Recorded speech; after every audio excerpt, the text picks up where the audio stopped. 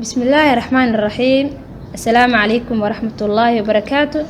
كسو دوادا Somali Medical Consultancy Center SMCC إن شاء الله. waxaan maanta ka hadli doonaa anemia ama dhiig la'aan. Dhiig la'aantu waa yaraanshaha cabir ahaan ama tiro ahaan unugyada dhiigga cas ee ku jira jirka aadanaha. waana xaalad uu jirka galayo marka uu waayo dhiigga in ku filan oo unugyada dhiigga cas ama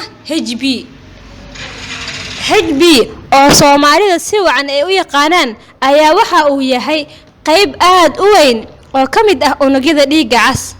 waxa uuna jirka dhamaantiis siiyaa oxygen asaga oo ka soo qaadayo sanbabaha. dhiig la'aantu waa xaaladda ugu caansan ee xaaladaha dhiigga saameeyo. cilmi baaris la sameeyay ayaa lagu ogaaday 5.6 in dadka ku nool Mareykanka ay saameeyso dhiig la'aanta, halka qiyaas ahaan 60% in ka badan ay saameeyso dhiig la'aanta dadkeena Soomaaliyeed, gaar ahaan dumarka iyo caruurta iyo dadka qaba cudurrada ku daahay. mararka qaar dadka ayaa nooga dhinta dhibaatooyin ka dhasho dhiig la'aanta. haddaba kaalay aan isla fiirinay waxyaalaha sababa dhiig la'aanta. waxaa ka mid ah qofka oo jirkiisa inuu waayo nafaqo ku filan. 2 qofka oo dhiig bax ku imaado.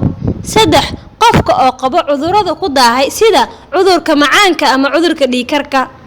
4 jirka oo soo saari waayo in ku filan unugyada dhiigga cas.